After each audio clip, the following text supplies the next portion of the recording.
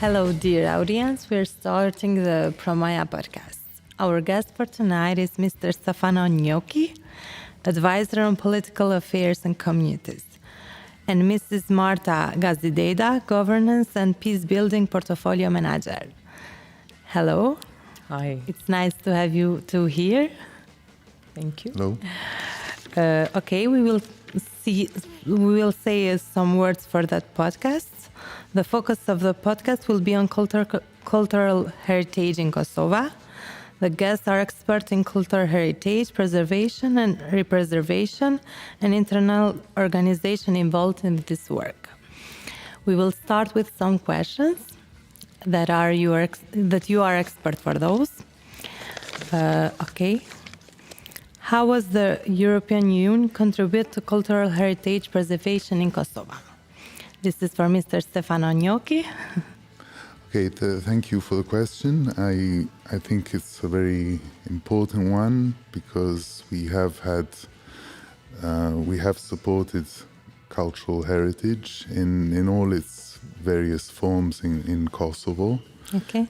Kosovo has a very rich cultural heritage, and it's very diverse in all its forms, whether it's the tangible or intangible heritage, whether we're talking about sites, secular, religious sites, whether we speak about intangible cultural heritage, activities conducted with youth, with other individuals, other stakeholders.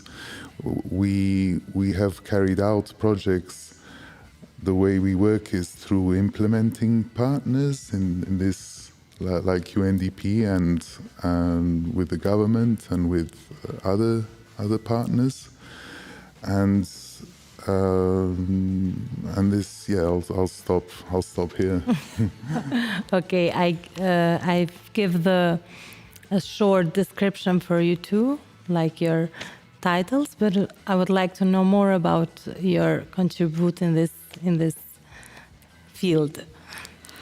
Yeah, I'm heading a section responsible for non-majority communities in Kosovo and religious cultural heritage, and my contribution has been more on the policy side, and in cooperating with authorities and with Kosovo authorities, with religious representatives, with civil society, in the field of religious and cultural heritage, and also community rights and protection. The work, though, that we do in the field of cultural heritage preservation and conservation, and that we do via implementing partners like UNDP and other organizations, who then contract companies and other partners to conduct the works. I mean, this is how we function. Okay, thank you for your answer. I would like to know more about Mrs. Marta. Thank you. Well, first of all, I appreciate that you called us experts. Thank you.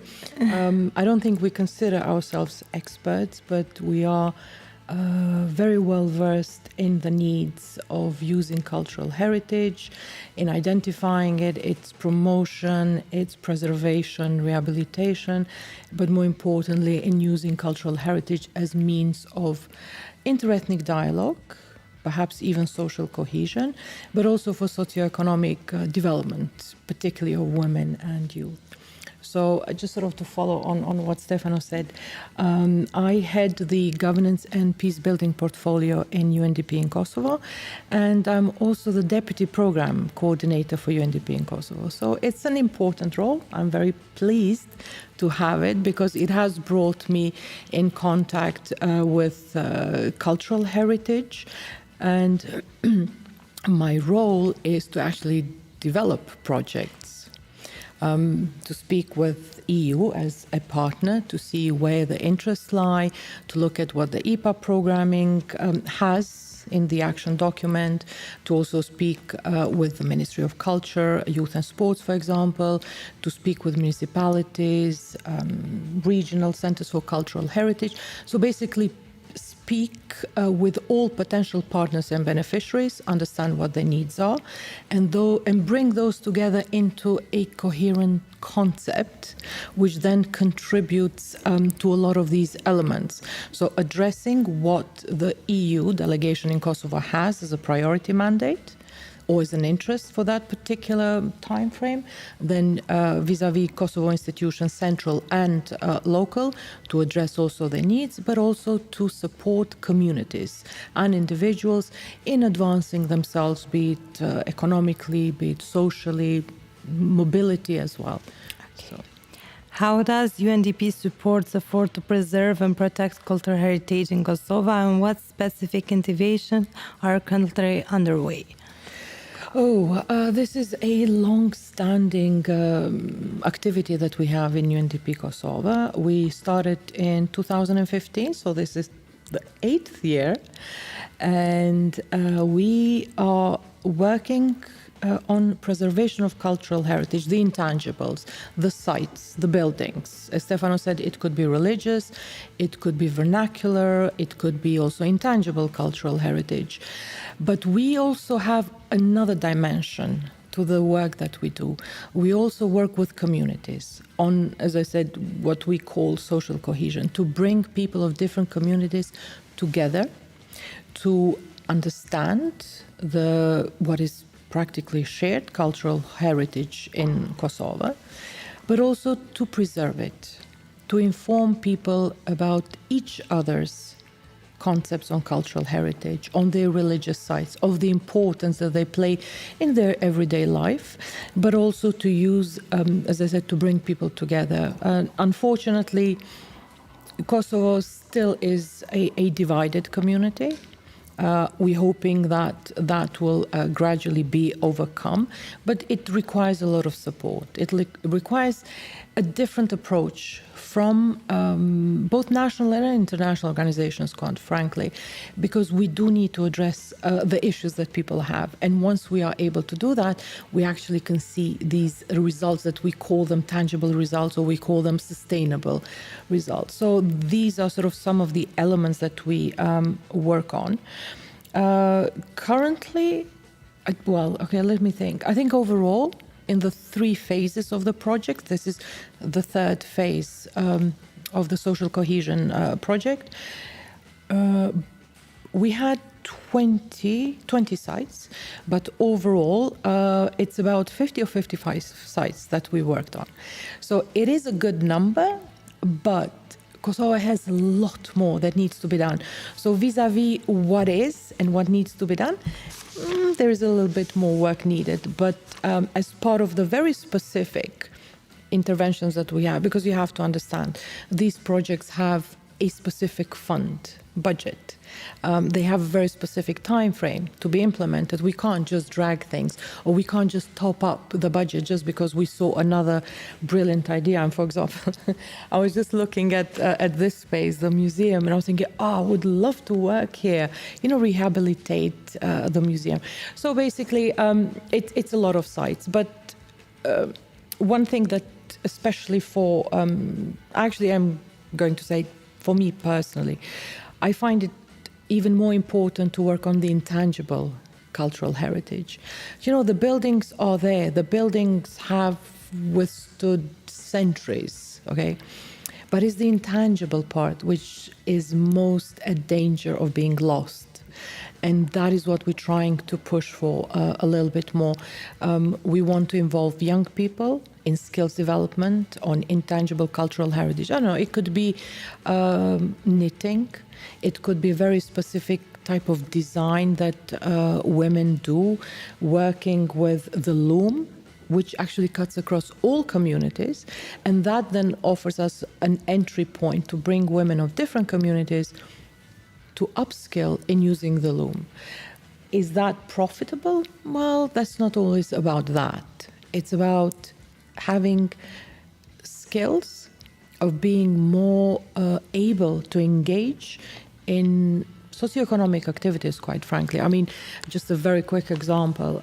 We worked with women of the Prizren and Dragash region, and we worked on dolamas. So now we have, I think it's about 10, 15 women who now know how to work on dolamas. Some of them immediately employed. Some of them will take a little bit of time, but that is sort of how we contribute. So, sorry, it's a bit of a long answer, but we do a lot, that's why. And we actually love this work. We love this work, that's why we can't stop talking. Okay, Mr. Stefano, can you describe some of the most significant EU-funded cultural heritage projects in Kosovo? Well, what I'll do perhaps is, with this question, to complement some points, important points that Marta was mentioning, because we have had a lot of important projects, and I don't want to mention them all simply because for me, they have all been important, and I can describe more what they are. I mean, some of them have already been described when it comes to restoration, refurbishing a building object, again, vernacular or religious, or whether this would mean other types of restoration works, or the whole range of intangible. But what I wanted to say is, what I wanted to point out is that the works between tangible and intangible, or tangible, should not be taken in isolation. Only for example, we decide to restore a building. It should have a purpose also of what Marta was mentioning, which was also the underlying goal of our respective missions of UNDP and of EU, which is actually to bring people together and communities together of diverse backgrounds, and I think that this is the most important part. So whether this is the building, restoration of building, or whether it's a youth camp, restoration camp, or an archaeological excavation, or students learning architecture from a professor, these are all examples of where we have invested, and where we have also invested are, for example, in exchange visits from one community, the children from one particular community going to visit religious sites that, due to the conflict or the past of the difficult past that Kosovo went through, and the fact that it still unfortunately is a divided society. This was a mind opener for children and for young and less young children and youth to have this opportunity to be able to visit sites that they've not visited, and this I would kind of underscore as being our principle of being united by our diversity, and by promoting Kosovo's rich cultural and religious heritage. To talk similar things with this question, I want to know the benefit the local communities, especially the youth in Kosovo, what they have benefits from those projects that are implanted from you in Kosovo. Yeah, it's a very good question. I think our focus, Marta can then add, I think the focus has been a lot on local communities, because if local communities and the youth of those local communities see that there are some activities organized for them. Whether this also allows them to go and visit another town in Kosovo. It will bring them together. To bring them together, and also to understand how, because sometimes communities, if you do not offer them an opportunity, which I hope will also be taken by civil society and by other interested partners, to offer this possibility of being able to do something else and to see something else. This is one aspect, and the other aspect, I think, could be a potentially important one for the local economy as well, because if you invest in some building objects, and if you invest in certain areas, that could also attract visitors to come to visit the sites, and that could bring, let's say, some income perhaps for those who are perhaps looking after these sites. So I see different aspects to these benefits. But this is all something which needs a lot of effort still, and I think it's important to still to work on this and to give attention to this, and especially for the young and those who really need those we all like to look in the future, but the young are then Kosovo is a young. Yes. Has a young population, the average mostly young, so it's important. Tomorrow they will be the ones to be in charge, and yeah. Okay. Well, actually, I have a counter question, if I may. Okay. It's not actually a counter question, but I mean what you said. How do the youth or young adults benefit from these projects? Well, you are one of those people that are benefiting, and the colleagues that we see around here. So you are firsthand experiencing how important and how stimulating these little interventions can be. Now, of course, we can't involve every single person, and that is unfortunate. But every time we have a new project, we try and expand the scope of work. We try and expand the NGOs that we work with. We really look at working with grassroots level organizations as well. We want people who, look, in UNDP, to bring new people. Exactly. I mean, we have this phenomenal concept, which isn't always very easy to implement, but it's called Leave No One Behind.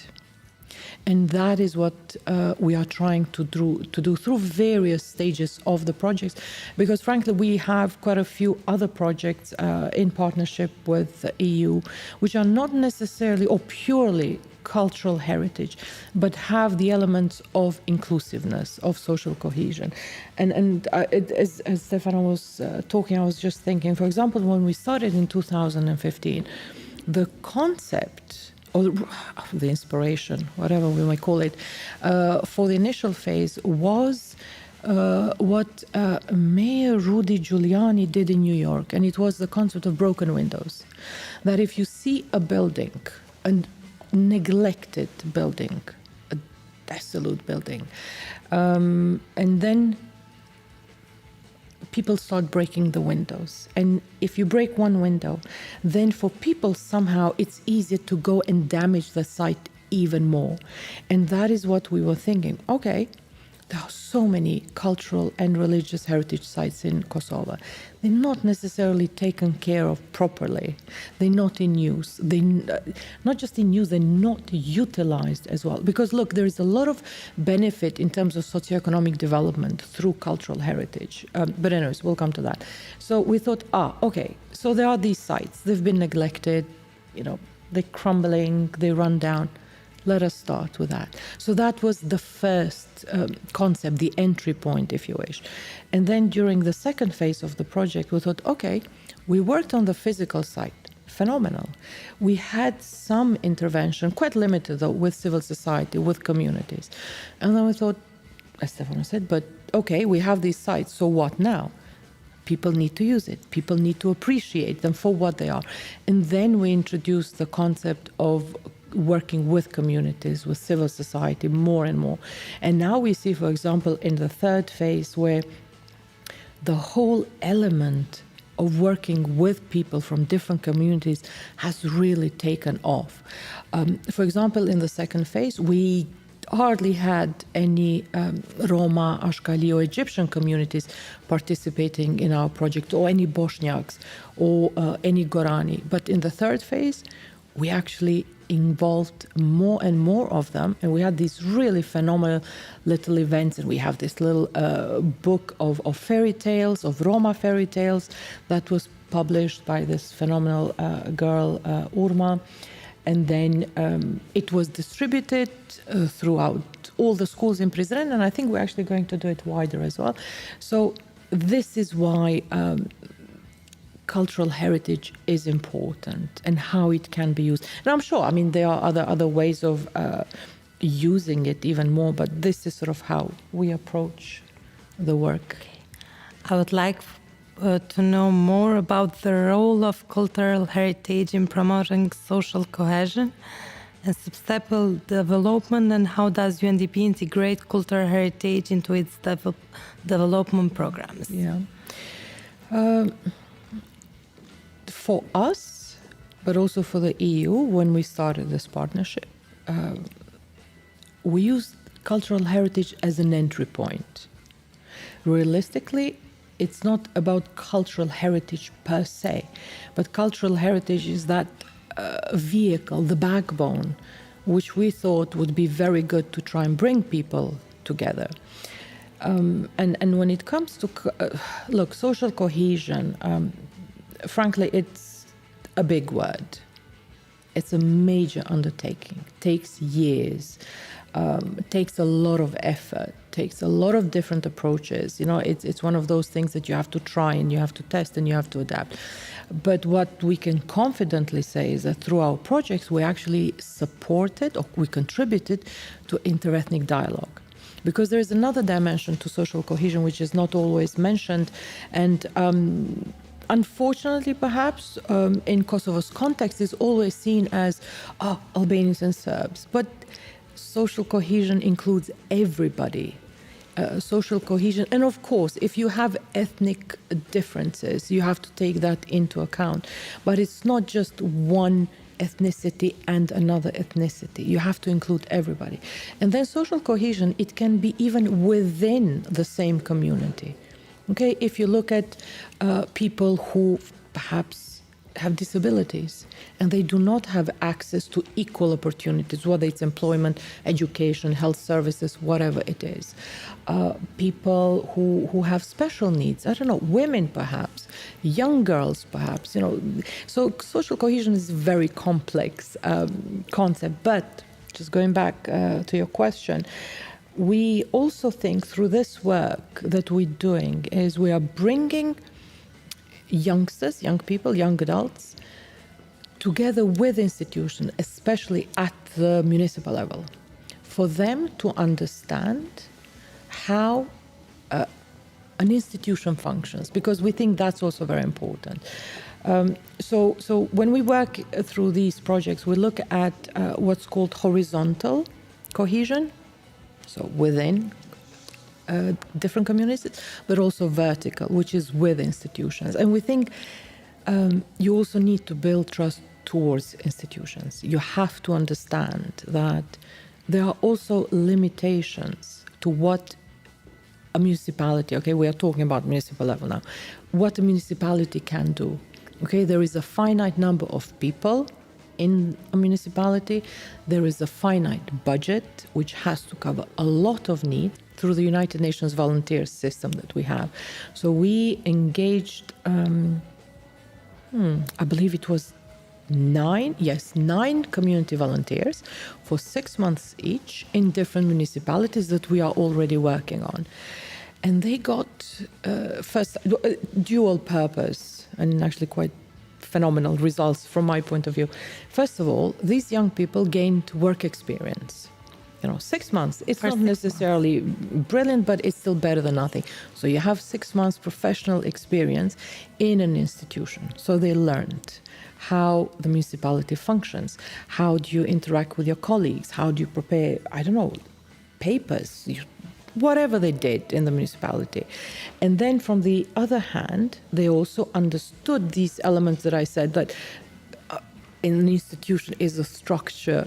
There is only so much that they can do. And if you understand what are the limitations of the structure, then it is easier for you to assess the quality of the work, the quality of services that they offer. So the idea was to move away from the general concept, are they not doing anything? Well, actually they are, quite frankly.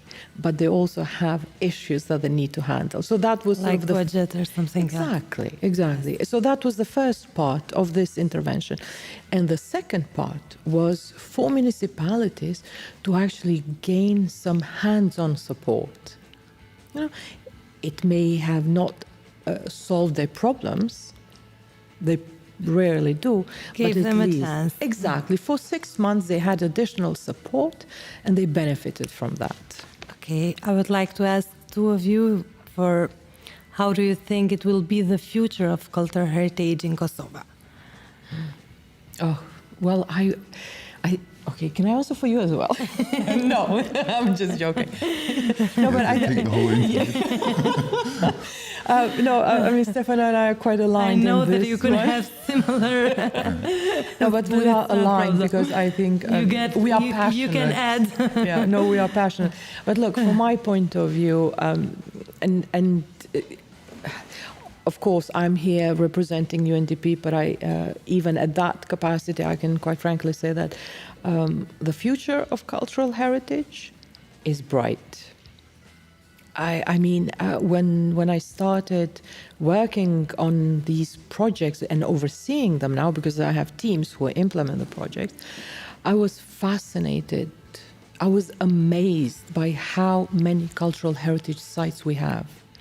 And these are sites that we don't necessarily know about because they are not promoted properly, or maybe not promoted through appropriate channels, quite frankly. I remember visiting Ulpiana when I was a child, and I was like, okay, I'm not going to say how long ago, that was very long ago. But then once Ulpiana was officially turned into a archaeological park, I went to see it. Frankly, I was fascinated. I was thinking, my God, we have this, can I call it wealth? Yes. Yes. Yeah, we have this wealth in Kosovo and people don't necessarily know about it. Frankly, it wasn't that much different than going, I don't know, in the region Greece or perhaps Italy. Stefano is Italian. You have phenomenal cultural heritage. But it wasn't that much different. So for me, that was an indication that we simply have to work towards this. To promote. We have to preserve, we have to invest. And it is true, investing in cultural heritage is costly, no doubt about it. But if we lose it, then it's gone forever. And that's why I see a lot no of... cost can return that. Exactly. I see a lot of even emotional investment, let me put it that way, from institutions in Kosovo towards corrective actions, if I can say, in preserving, in identifying, in promoting cultural heritage. It is a bit of a long way still, but it's there. It's there. Yeah, I will follow on this optimistic line because I also feel optimistic for Kosovo's cultural heritage and and I do see a future for it, for the wealth of which which this heritage in Kosovo represents. It will be important, like was mentioned earlier, to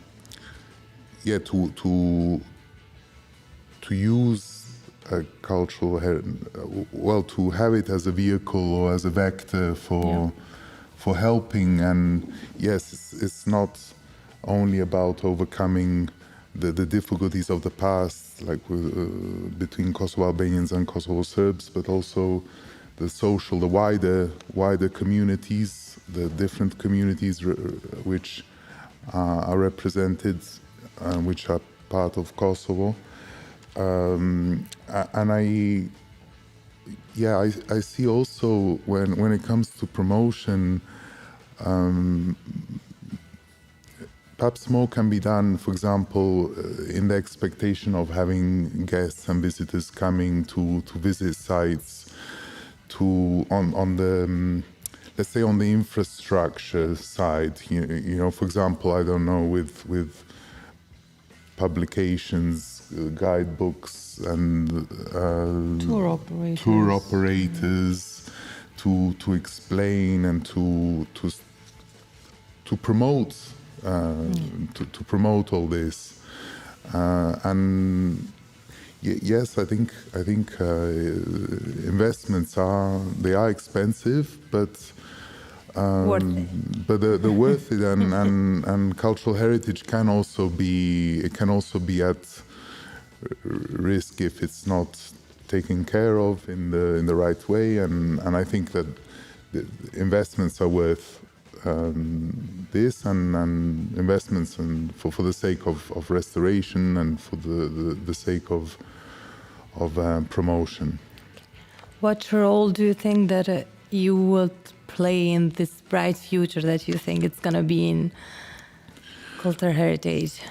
Well, as I mentioned earlier, I think I mentioned that we work through the government as our partner, for example, when it comes to the IPA funding, and of course it depends also on the priorities of the Kosovo institutions, Kosovo government, and we periodically we have calls for civil society, and it's part of a system in a way of support. But this has to be done with the Kosovo government. Yes. And then with the local government, and then with the and then there's the system of the partnership with the international organizations, with UNDP, okay, with other organizations as well.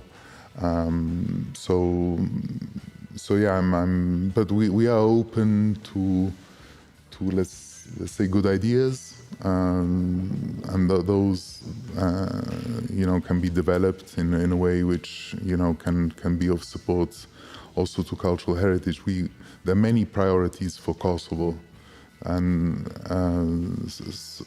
cultural heritage is a part, but of course there are many different priorities and challenges, and I think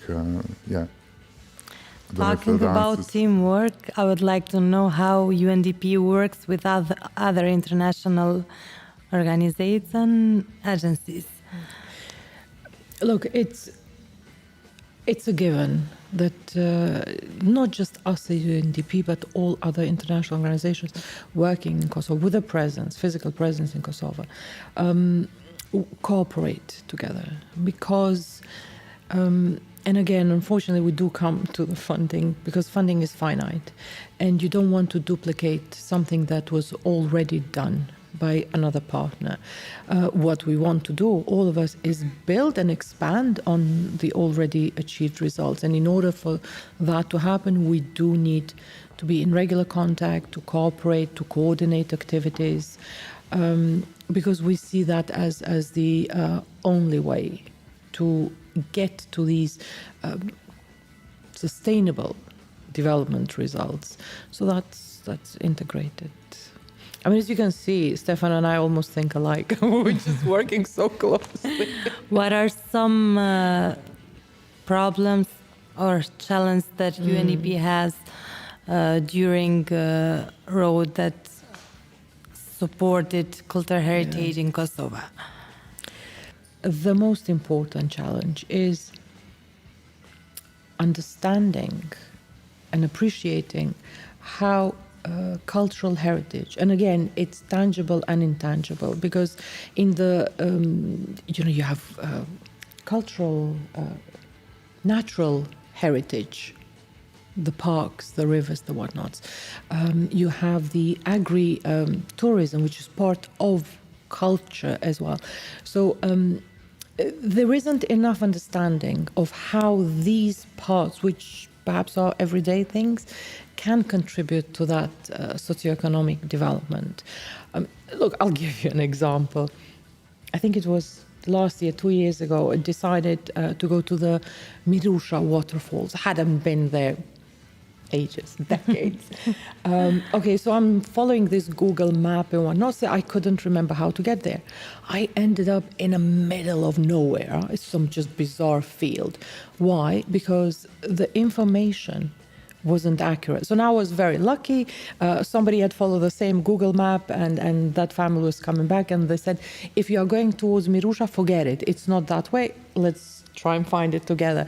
So it's these little things. I mean, okay, for me, it wasn't such a tragic event, because I live here, I speak the language, I can find out. Albanian, it's exactly. easier.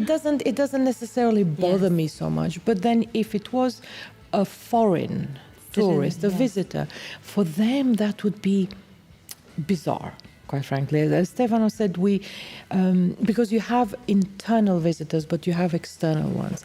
And if you look at it, the financial support, which also contributes then to that socioeconomic development, predominantly will come from foreign visitors. And then we do have to have that infrastructure. So these are perhaps the two main points. Oh, actually, no, I do need to add another point. People in general need to understand how important cultural heritage is. It doesn't matter if it's vernacular or if it's religious. It doesn't matter if it's classified that it belongs to this community or that community. It's cultural heritage which you can find in a place, which is phenomenal, quite frankly. I'm looking forward. I believe the ministry is trying to develop a website, or rather a database, a searchable database with all the cultural heritage sites where you can check. I'm not sure, don't quote me on that. I think that's what they're trying to do. But imagine if you can see all of those sites. That for me is... Are there any future initiatives and collaborations in the work between Kosovo and the EU? Do you plan a future collaboration between Kosovo and EU? Well, it's ongoing, this cooperation, and I can only really repeat what I said before, because we have to see about the future, and this is dependent on on ideas and ongoing projects and the needs cooperation. So on this, I hope there will be. I trust that this partnership that we have with Kosovo will be in the long term. But on the priorities and on the decisions and on what to focus on, it needs to be done together. We will talk about Reload project. What is the role of this project in cultural heritage in Kosovo, and what this project brings to the cultural heritage in Kosovo until now? Shall I start? As implementing partner for the EU, look, Reload is another example of how our respective organizations cooperate for the benefit of people in Kosovo. That's the easiest and simplest way to explain how we cooperate as organizations. Now, when it comes to Reload, Reload is a regional project for Western Balkans, and this is the second phase of the project. So usually when there is a second phase, it means that whatever happened to the first one, frankly, the EU as the financial donor partner was happy, satisfied with the results, and there is a need to continue on that work. So Reload has a range of interventions, and if you look at how Reload is structured, an important element of the project is the cooperation between municipalities and civil society, which is kind of based on thematic areas. Social services, and these are predominantly for the most vulnerable groups of the society, which also has the element of social inclusion. We have gender equality there, environmental protection, human rights. So these are some of the focus areas of the Reload program. Now, within these thematic, not general, but greater thematic areas, cultural heritage plays a role. It's not an explicit element of the project, but it supports, exactly as this podcast, basically, where people get to talk about what is happening in the cultural heritage sphere, if we can call it like that. It promotes young people's inclusion in the process, be it through designing these types of podcasts, through designing other activities which bring the peers together, which supports skills development. So these are sort of some of the ways that Reload contributes to cultural heritage. But it's always youth element. It's the youth element, and and again, look, now that I'm thinking, again, it has that element of vertical cohesion, i.e. the people, the youth, with municipalities through NGOs. Yeah, I don't have too much else to add on what Marta mentioned about the Reload, but I think the focus on civil society is a very important one, because I know that the Reload is actually multi-dimensional. It's about promoting democracy and involvement of youth, of different groups, and that cultural heritage in this case is the theme and the means to promote and to specialize in one of the many areas which one which this Reload is addressing, and which the civil society address. And as I mentioned before, it's for me, nothing is in isolation. It's all one, about bringing all the components together, the involvement of youth, the civil society, then the local governance, and then on the different thematics of Reload, because I know that it addresses many different, throughout the whole Western Balkans, many different areas and priorities. So on this, I don't really have too much to add about the project itself. I believe it's a successful one. And talking about youth, if a young man or woman wants to pursue a career in cultural heritage in UNDP or EU, how this is possible? What is the road that he's gonna go to make it possible? Ooh. That's difficult. All right, let me start, Stefano. Gender equality here, mainstream. Gender promotion. Look, working for a development organization such as UNDP, I mean, it is phenomenal, but it also requires a lot of dedication. I don't necessarily want to say hard work, but definitely dedication and passion. because the development sector is not an easy sector to work. I'm sure there are other sectors that are not easy, but it's not. Look, I mean, oh God, we come across a lot of issues that we need to deal with then and then. Things that perhaps we didn't foresee, and again, we have to manage those. We have to find solutions very quickly, solutions which are practical, pragmatic, but also fit with the context. So anyway, so that's one part. So we can't, look, if you want to work in cultural heritage, probably our respective organizations are not the right ones. You'd probably have to go to, I don't know, the Institute of Management of Cultural Heritage, or perhaps work with the Regional Center for Cultural Heritage, because they are specialized in this sector.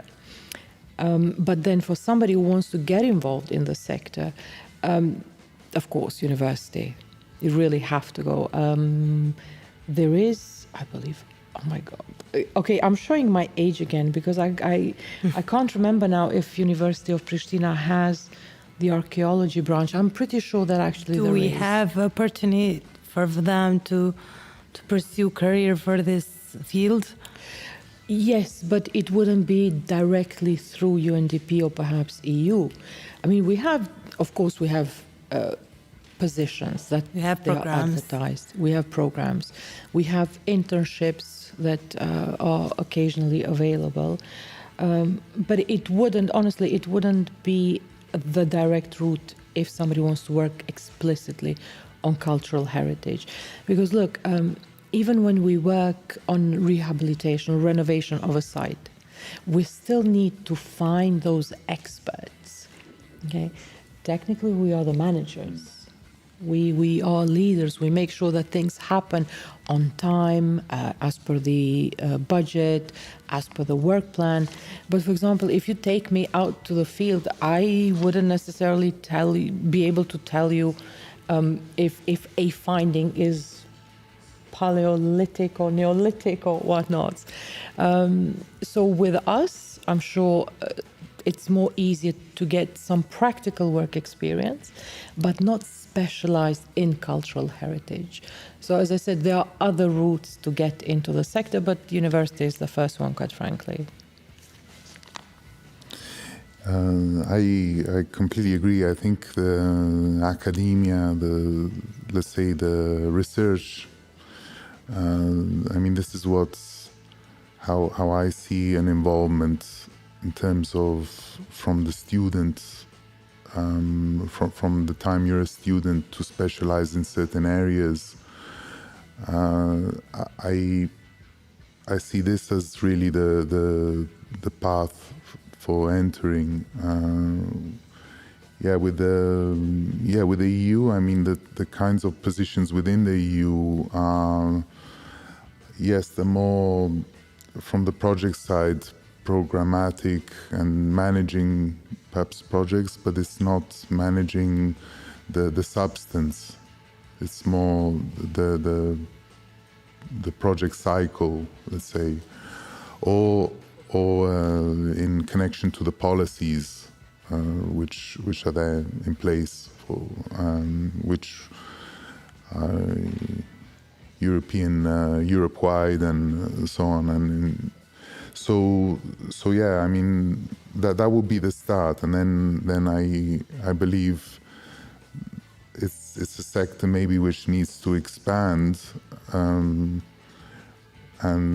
which I believe is important for Kosovo, but there are also other sectors as well. I mean, the environment, there's economy in the broader sense. There are different priorities, and so it's a bit of a difficult question, but I think it's yeah. I hope that there will be. I hope the future will hold some more opportunities for the youth to be involved in the sector of cultural heritage management, protection, conservation, archaeology, history of art, the Music. ethnology, the museum management, Yes. Curators. There are numerous professions which link to what we can call, because it's very broad cultural heritage. It's extremely wide-ranging, so you can include a whole lot of professions, and even those maybe who like to, I mean, even authors, specialists who come then from academia, and then journalists who may wish to specialize in cultural affairs. There are, yeah. I see these as the main professions. I mean, architects. There are occasional calls when there are these digs, researches on archaeological sites. So for youngsters, or young adults rather, it's not for youngsters per se, it's for young adults, they can apply to be part of that team. Frankly, it's not easy. I've seen it in practice. I wanted to be part of one of those teams, and I had the opportunity to just go and have a look at it, and it's back-breaking work. So then I decided, no, maybe not. I'm not going to do this. But yes, that's another opportunity. But they just have to follow these calls when they are available. And look, it's always good. Where they can find these calls? On site? It is. It's not in our site. I mean, Stefano mentioned we have something that we call rehabilitation renovation camps. Adaptive reuse. That's sort of the proper title of it, which we do in partnership with Cultural Heritage Without Borders. So. Cultural Heritage Without Borders is an international NGO, but they have an office, a very specific CHW for Kosovo, and they have it in sort of the Western Balkans as well. So it's their site that they need to check and to see when these calls are. I think they're only once or twice a year, maybe even just once a year. They are very competitive. It's not very easy to join. But that would be one way to gain that first-hand experience and to decide, whether that is something for them to pursue or not. But our camps, those are more practical. They are shorter, where we do bring students from the field of archaeology, architecture, civil engineering, whatnot, to understand how you treat a cultural heritage site, because it is different. You can't just go and repair something. You have to understand the material that was used. You need to understand the technique that was used, because if something was built, 400 or 500 years ago, they didn't necessarily use cement or the same type of cement that it's used nowadays in modern times. So there are these little sort of, well, not little, but these are techniques of traditional building that they go and learn about. And then that orients them whether they really want to go towards cultural heritage preservation or whether they want to continue towards sort of their regular employment. And actually I was thinking, for example, of an architect. You still really need to understand what an architect has to do. But if you are going to be an architect for cultural heritage, then you have to have additional skills, additional experience, which makes you suitable for that position. If one citizen for the moment is asking to give a small contributing cultural heritage in Kosovo, what was your advice to that citizen? I think, frankly, it depends on what it is. Because if it is a physical site, a vernacular site, then I would say the first point of contact would be either the municipality, but most likely the Regional Center for Cultural Heritage, because the value, the heritage value of that site needs to be established by the regional center, and then you have the Institute for Monuments and the Archaeological Institute, and then the ministry. If it is what's called intangible, and actually I'm looking at these traditional clothes behind you, then that is a slightly different process. But honestly, I don't know. I never thought about it.